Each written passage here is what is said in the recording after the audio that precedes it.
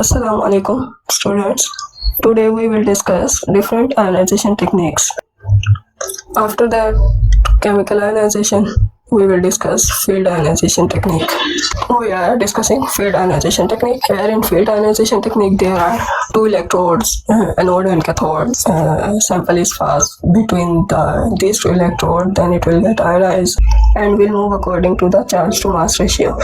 As we know that sample molecules strike the anode, then temperature increases, and when temperature increases, then we can say that there are more of the chances of fragmentation. More fragments will be formed, and we will get more and more fragments, but less molecular ions. So it is difficult to detect the molecular ion by field ionization method due to high temperature. 1 mole per centimeter potential difference is created between the both electrodes. Electrophilic end is towards the cathode, nucleophilic end is towards the anode. When potential gradient changes, then sample molecule will show movement from nucleophilic and philic end. Nucleophilic end is towards the anode. When molecules strike the anode, they will get ionized, and temperature increases. We will observe higher rate of fragmentation and lesser molecular ion detection probability.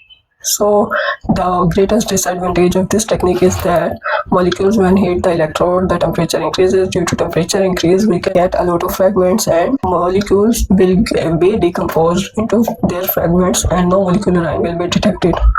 So temperature sensitive compounds, temperature sensitive sample or molecule cannot be detected by this technique. It is an example.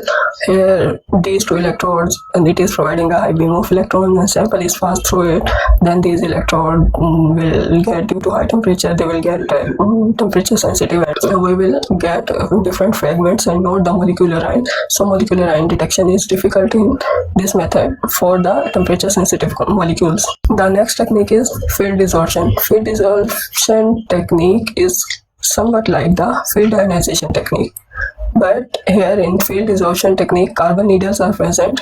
These carbon needles will allow indirect transfer of heat from anode to sample molecules. So when indirect transfer occur, then temperature increases, not like that in the field ionization technique. We can detect somewhat molecules with high temperature. An example is given: molecule is converted into molecular ion, and plus H peak will be obtained. We have observed carbon needles.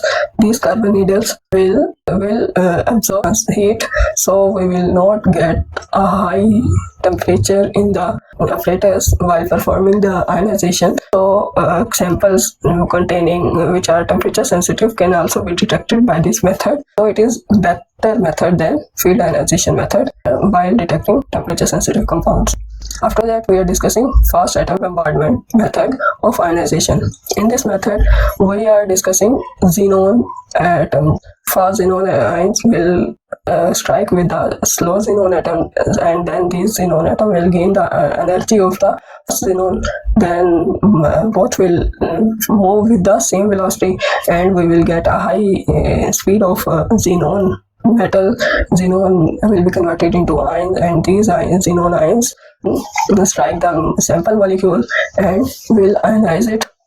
Their speed will be transferred to the sample molecule, and it will pass towards a magnetic field where it can be easily detected. Molecules will get heat energy in the form of speed, and they will strike the other molecules here. So no change in temperature increase occur in this technique. So this technique is better technique to detect the ions, molecular ions of those compounds which cannot be detected by any other technique which we have discussed earlier. So the molecular ions can be detected by the fast atom bombardment method technique. So it is the most accepted technique to ionize the sample of the molecule. Next, we will discuss about fragmentation. So keep moving, keep learning. Have a good day.